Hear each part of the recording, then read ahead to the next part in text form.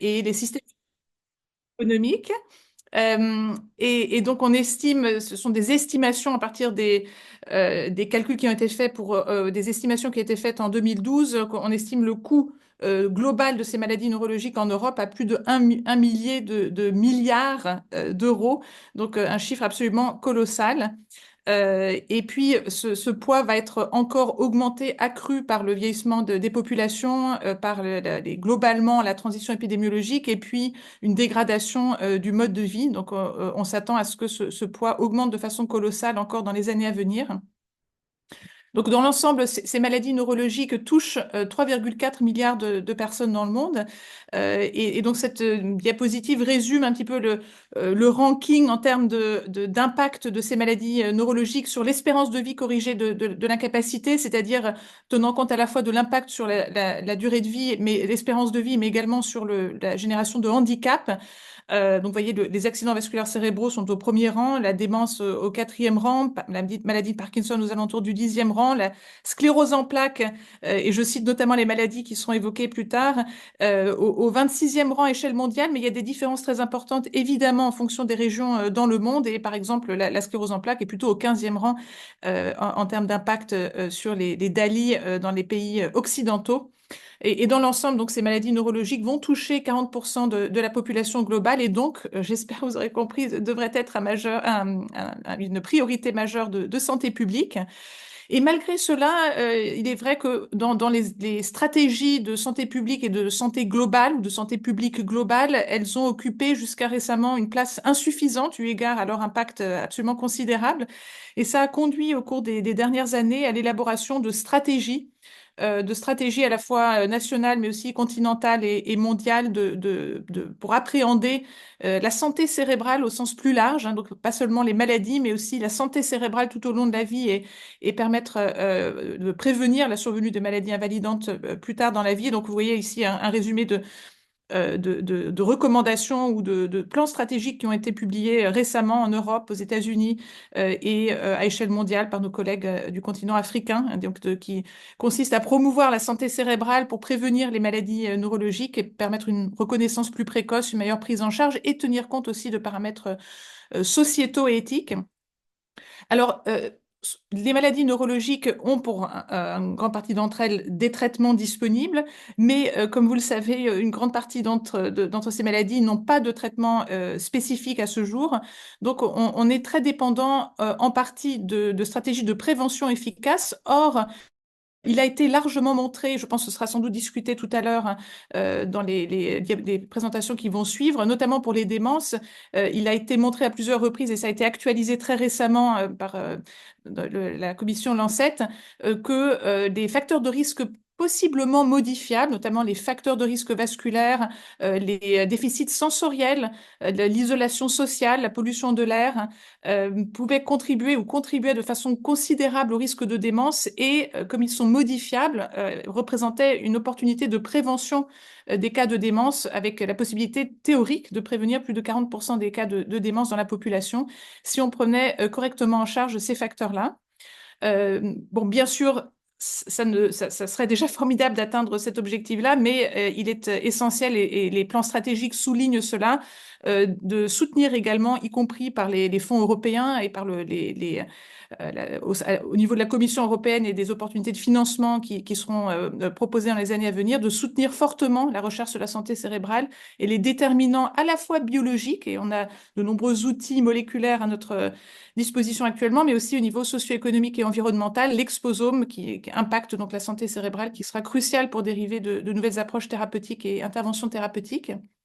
Alors, il y a peut-être un point voilà, qui est un peu spécifique aux maladies neurologiques et qui, d'une certaine façon, se rapproche un peu d'une évolution dans le domaine de la recherche thérapeutique en cancérologie. Alors, je ne suis pas experte loin de là dans ce domaine-là, mais on constate toutefois quand même une prise de conscience du fait que la façon dont les maladies neurologiques ont été définies jusqu'ici était probablement un peu trop sous forme de silos dictés par des définitions très cliniques, alors que finalement, il y a notamment dans les maladies neurologiques liées à l'âge, souvent une intrication de plusieurs mécanismes biologiques et moléculaires sous-jacents et qui serait probablement plus judicieux d'arriver à des définitions plus basées sur les caractéristiques biologiques des maladies plutôt que des entités cliniquement définies pour tenir compte donc de ces multimorbidités liées à l'âge, avec souvent la coexistence de plusieurs typologies de maladies neurodégénératives et de plusieurs mécanismes biologiques sous-jacents, tels que l'inflammation, la mort neuronale, les agrégats protéiques, qui du coup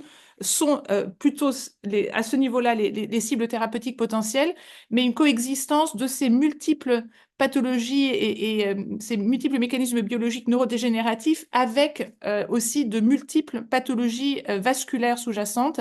Et probablement un des éléments clés des années à venir pour aboutir au développement de nouvelles thérapeutiques pour des maladies pour l'instant incurables sera de déchiffrer les mécanismes moléculaires et cellulaires de ces sous-types biologiquement définis des maladies neurologiques pour aboutir à des thérapies de nouvelle génération plus personnalisées et probablement multi-cibles. Hein, donc, pour revenir à des considérations épidémiologiques, il a été montré dans de grandes cohortes en population générale, par exemple, hein, ça c'est les différents graphiques ici là, illustrent 5 cohortes en population générale où enfin, principalement de population générale, mais avec une proportion plus ou moins importante de démence. On voit là que dans ces 6 cohortes, 91% des personnes qui ont été analysées sur le plan neuropathologique avaient au moins 2 ou plusieurs types de pathologies neuropathologiques, enfin, à l'analyse anatomopathologique, et la présence de plusieurs lésions, donc plusieurs typologies de lésions, augmentait très considérablement le risque de développer une démence clinique. Donc on est vraiment sur des multimorbidités. Un autre concept qui émerge beaucoup dans le domaine de l'épidémiologie des maladies neurologiques liées à l'âge, c'est le fait qu'elles sont probablement déterminées par des facteurs qui s'accumulent tout au long de la vie. Alors, un point que j'aurais dû mentionner tout à l'heure quand je parlais du risque attribuable de la démence avec des facteurs modifiables sur lesquels on peut intervenir, c'est que ces facteurs modifiables sont particulièrement impactants en milieu de vie. Donc, quand ils surviennent tôt dans la vie, précocement, des années, voire des décennies avant que la maladie se déclare. Mais ce qu'on sait maintenant, c'est que ces processus sont probablement encore plus précoces et que dans un certain nombre de cas, des phénomènes même développementaux peuvent conduire à une augmentation du risque de développer des maladies neurodégénératives et des maladies neurovasculaires. Et ça a pu être montré à la fois dans des modèles expérimentaux, notamment récemment pour la maladie de Huntington, la maladie d'Alzheimer aussi. Et puis, on a pu le montrer, je n'ai pas le temps de détailler, mais pourrais répondre à des questions aussi sur le plan épidémiologique pour les maladies vasculaires cérébrales et notamment la maladie des petits vaisseaux cérébraux. Alors, ça n'est pas forcément un signe de quelque chose de déterministe sans action possible. Il a en effet été montré que potentiellement une modification précoce de ces mécanismes arrivant très tôt dans la vie, y compris développementaux, pouvait modifier le cours de survenue de la maladie. Donc, c'est très important de tenir compte de ces aspects lifespan ou lifetime tout au long de la vie. Alors, un petit focus, si vous permettez, sur les maladies neurovasculaires, parce que voilà, c'est un domaine qui m'intéresse particulièrement, mais aussi parce que il est souvent un peu négligé et je tiens à souligner en fait l'importance de l'impact des maladies neurovasculaires qui va bien au-delà des simples accidents vasculaires cérébraux. Alors, les accidents vasculaires cérébraux représentent déjà la deuxième cause de mortalité dans le monde. En réalité, en France, la première cause de décès des femmes. Donc ça, c'est important à savoir. 100 millions de personnes touchées dans le monde actuellement. Ce qui est un petit peu moins connu, c'est que l'immense majorité des cas de démence dans la population, qui touche actuellement 57 millions de personnes, sont également dus à un mélange de lésions neurodégénératives, et en particulier de type Alzheimer et vasculaire. J'y reviendrai tout à l'heure. Et puis ce qu'on sait encore moins, en tout cas en dehors des experts de la question, c'est que avec l'âge, en population générale, il est extrêmement fréquent de découvrir des lésions vasculaires cérébrales occultes qu'on peut détecter en imagerie cérébrale et qui la plupart du temps reflètent une maladie des petits vaisseaux cérébraux. Ça touche à peu près 400 millions de personnes dans le monde, on estime ce chiffre-là, présenter des lésions de ce type-là, j'en reparlerai, augmente le risque de développer un AVC, une démence, et donc pourrait représenter une cible de prévention majeure, hein, mais ça a été assez peu utilisé à ce jour. Alors, les accidents vasculaires cérébraux représentent un enjeu majeur qui a augmenté en termes d'impact au cours des dernières décennies, hein. C'est passé de la 5e à la 3e et dans certains chiffres, 2e cause de mortalité dans le monde. Et puis, ce qui est important de noter, c'est que c'est une problématique vraiment très globale. Et les maladies neurovasculaires sont particulièrement touchées par des inégalités d'accès aux soins et à la prévention. Elles sont particulièrement fréquentes et sévères dans les populations les plus défavorisées. Alors on constate ça déjà sur notre territoire national, mais aussi bien sûr à échelle mondiale de façon très criante, hein. Vous pouvez voir qu'à la fois l'incidence, mais aussi la sévérité des accidents vasculaires cérébraux est maximale dans les pays des Sud, et en particulier en Afrique et en Asie. 70% des décès par accident vasculaire cérébral ont lieu dans les pays en développement. Donc ça, c'est très important. Il est très important d'en tenir compte dans toutes les actions, évidemment, de prévention d'exploration de nouvelles approches thérapeutiques. C'est aussi une maladie qui est très complexe à appréhender parce qu'elle est extrêmement hétérogène, contrairement aux pathologies cardiovasculaires et notamment à la coronaropathie, qui est quasiment exclusivement due à un athérome. Ici, l'athérome est une des causes parmi beaucoup d'autres des accidents vasculaires cérébraux qui peuvent être à la fois ischémiques, majoritairement ou hémorragiques. Ils peuvent être, lorsqu'ils sont ischémiques, aussi dus à une cause cardio-embolique ou autre troisième cause la plus fréquente, une maladie des petits vaisseaux cérébraux. La maladie des petits vaisseaux cérébraux est aussi la principale cause d'hémorragie cérébrale, ce qui fait que dans l'ensemble, cette fameuse maladie des petits vaisseaux cérébraux est à l'origine de plus d'un tiers des accidents vasculaires cérébraux, ce qui est important à noter parce qu'on n'a pas actuellement de traitement mécanistique spécifique pour cette maladie. Donc, il y a des enjeux majeurs en termes de recherche thérapeutique qui ont été totalement sous-estimés à ce jour. Il y a quasiment, ou pour ainsi dire, aucune grande industrie pharmaceutique qui s'intéresse pour l'instant à identifier de nouvelles molécules thérapeutiques pour la maladie des petits vaisseaux cérébraux, alors que l'impact est absolument majeur. Je préciserai encore plus tout à l'heure. Voilà, on a besoin du coup pour les accidents vasculaires cérébraux, alors qu'il existe déjà un certain nombre de solutions thérapeutiques, notamment à la phase aiguë, la thrombolyse, thrombectomie, et puis des solutions préventives par des traitements antithrombotiques. On a besoin de développer des traitements mécanistiques plus spécifiques et puis aussi des approches de stratification du risque pour pouvoir tenir compte de cette hétérogénéité. Alors, je parlais tout à l'heure des démences qui sont donc en fait dans la majorité des cas dues à des lésions à la fois neurodégénératives et vasculaires. Et ça, c'est très important à noter, d'autant plus que c'est en fait un point mort hein, dans les essais thérapeutiques sur les démences qui, dans l'immense majorité des cas, ont porté exclusivement ou quasi exclusivement sur des formes plus pures de maladie d'Alzheimer, où on excluait finalement les patients qui avaient une charge importante de lésions vasculaires, alors qu'à l'échelle populationnelle, ces patients représentent l'immense majorité des cas, ce qui pose ensuite, lorsque les essais thérapeutiques ont des résultats significatifs qui peuvent conduire à une mise sur le marché de nouveaux médicaments, ça conduit à la problématique majeure de savoir est-ce que ces médicaments sont vraiment applicables à la majorité des cas de démence dans la population. Donc ce sont des questions importantes pour lesquelles il n'y a pas de réponse vraiment à l'heure actuelle. Et c'est problématique parce que le nombre de cas de démence va continuer à croître de façon exponentielle au cours des prochaines années. On estime qu'il va tripler à l'horizon 2050. On aura plus de 150 millions de personnes touchées par la démence et encore une fois, là, plus de 70% de ces cas seront dans les pays des Sud. Donc, on a des perspectives de difficultés majeures sociétales à venir. Alors, concernant enfin ces formes occultes de maladies des petits vaisseaux cérébraux qui représentent donc un enjeu majeur de prévention, enfin une opportunité, une fenêtre de prévention majeure. De quoi s'agit-il exactement? Alors, il s'agit de lésions qu'on peut détecter sur l'IRM. Alors, on fait, comme vous savez, de nos jours très souvent des IRM quand on est tombé, quand on a un peu mal à la tête, un petit vertige. Et donc, il arrive très fréquemment de découvrir fortuitement ces lésions et voilà, malheureusement, il n'y a pas vraiment de prise en charge optimale actuellement de ces découvertes. Il peut s'agir de petits trous dans le cerveau, de petites lacunes, de taches blanches qui correspondent à une ischémie chronique, probablement des hypersignaux de la substance blanche, des espaces autour des vaisseaux qui sont dilatés ou des micro-saignements. De nombreuses études épidémiologiques longitudinales, observationnelles, donc ont permis de démontrer que toutes ces lésions, lorsqu'elles sont présentes en quantité importante, sont associées à un risque accru à la fois d'accident vasculaire cérébral ischémique et hémorragique, quelle que soit la nature des lésions, qu'elles soient de nature ischémique ou hémorragique, ça prédispose à un risque à la fois d'AVC ischémique et hémorragique. Et puis, ça prédispose à un risque accru de démence, y compris de démence de type Alzheimer, et à un décès, un risque de décès prématuré. Alors, on connaît un certain nombre de facteurs de risque de ces maladies des petits vaisseaux cérébraux, et notamment l'hypertension artérielle, qui est le principal facteur de risque des maladies cérébrovasculaires au sens large et aussi de la démence.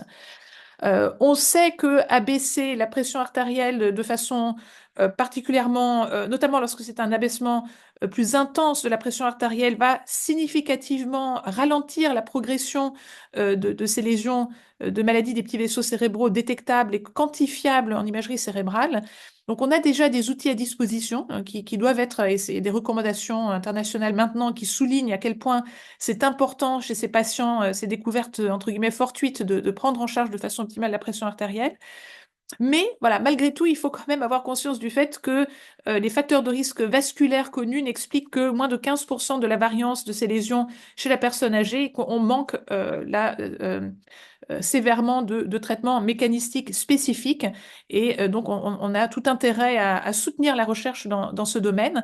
C'est dans ce cadre que, dans ce contexte un peu général qu'on a lancé, et c'était Monsieur Bégaud le mentionnait tout à l'heure, l'Institut pour la santé vasculaire cérébrale ou Precision and Global Vascular Brain Health Institute à Bordeaux, un IHU, a pour objectif de relever trois défis. Le premier est celui d'un changement de paradigme en santé vasculaire cérébrale vers plus de prévention, donc une détection plus précoce et aussi plus précise, une meilleure caractérisation des lésions pour une prévention plus individualisée. Le deuxième défi est celui de justement permettre une accélération de l'identification, du développement de nouvelles molécules thérapeutiques pour cette maladie des petits vaisseaux cérébraux, en capitalisant sur des découvertes moléculaires par des approches omiques et puis aussi des technologies nouvelles de développement de molécules thérapeutiques innovantes, entre autres basées sur l'ARN, des peptides, etc.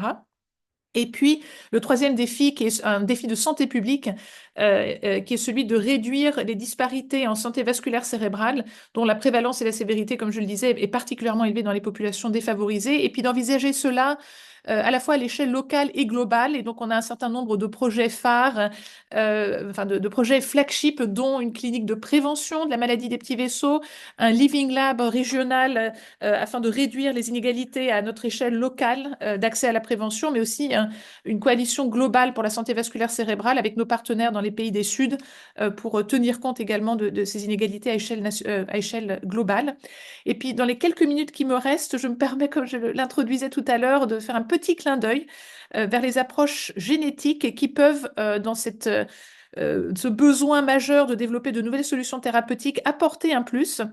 Voilà, je vais expliquer très brièvement en fait quels sont les outils qu'on peut utiliser pour cela, vraiment juste un teaser si je puis dire pour plus à une autre occasion. Mais en fait, on a de plus en plus d'outils qui nous permettent d'utiliser les résultats d'études d'associations génétiques, en particulier pangénomiques, pour à la fois accélérer le développement de nouvelles solutions thérapeutiques et puis en même temps permettre une détection d'individus qui sont particulièrement au risque de développer la maladie et aussi qui présentent des sous-types plus particuliers de la maladie pour à la fois permettre de cibler des populations pour des stratégies de prévention plus précoces et plus intenses et aussi de mieux adapter les approches préventives et thérapeutiques à des sous-types plus biologiquement définis de la maladie.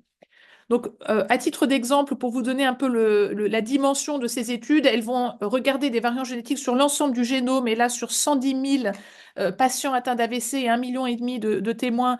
Elles ont, par exemple, dans la dernière étude génomique, permis d'identifier, c'était l'étude Gigastro qu'on a collectivement menée à échelle intercontinentale, si je puis dire, ça a permis d'identifier 89 régions du génome associées au risque d'accident vasculaire cérébral. Et alors, à partir de ces résultats génomiques, en fait, on peut accélérer l'identification de nouvelles cibles thérapeutiques. Et ça n'est plus ça n'est plus seulement une théorie, hein. Des études ont montré qu'il y avait déjà réellement eu des applications de cette nature-là.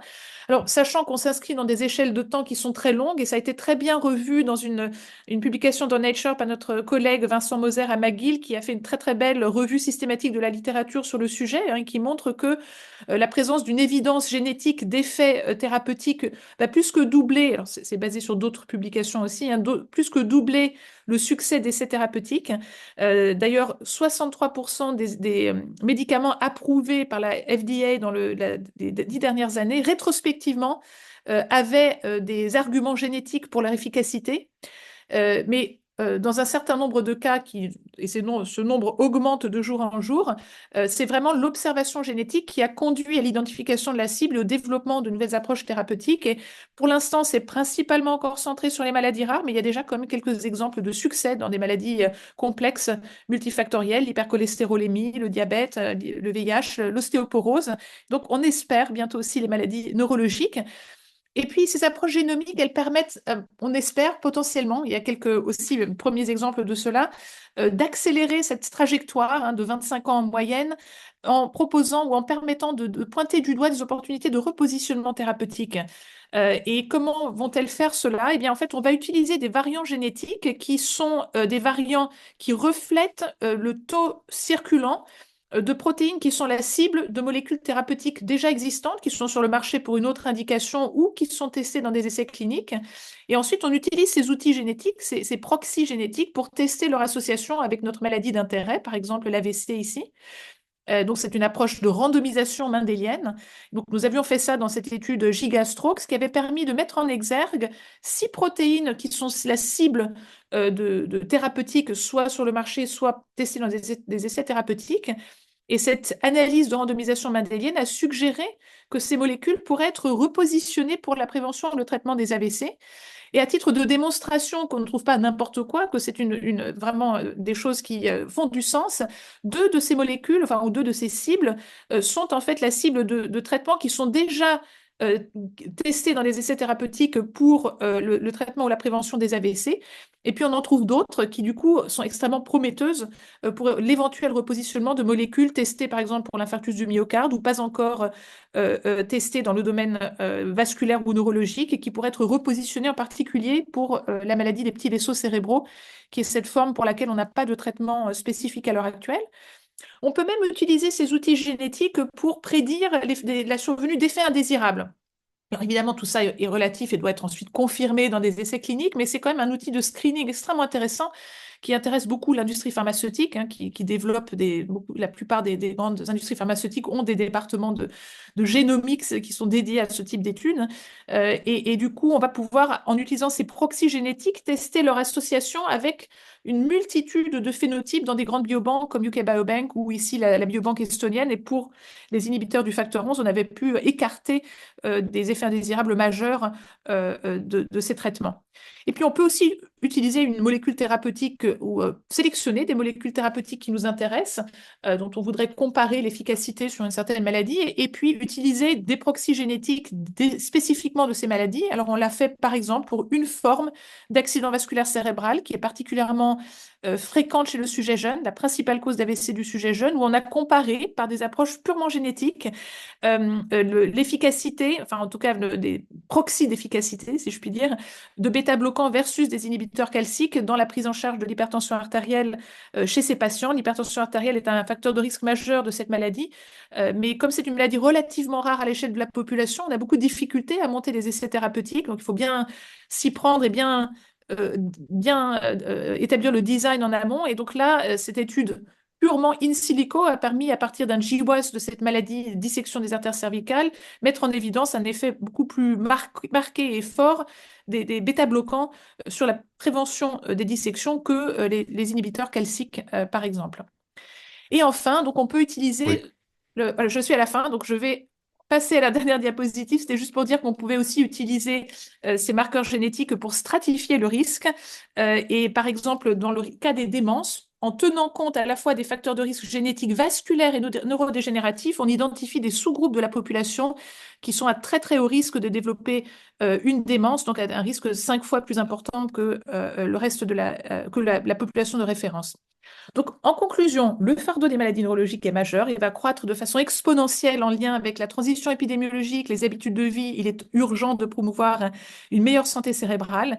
L'enjeu de mieux prévenir les maladies neurovasculaires est particulièrement important. Ça englobe pas seulement les AVC, aussi la démence, les formes occultes accessibles à la prévention. On souhaite prôner une approche holistique, à la fois globale et de précision, qui sera nécessaire pour appréhender la complexité des maladies neurologiques et développer de nouvelles solutions préventives et thérapeutiques. Et les outils d'épidémiologie génétique peuvent permettre, notamment en lien aussi avec des approches moléculaires omiques plus larges, d'appréhender ces dimensions et de compléter, on l'espère, contribuer aux recherches en pharmacoépidémiologie. On espère pouvoir collaborer avec vous dans ce cadre. Merci beaucoup et mes excuses d'avoir dépassé de quelques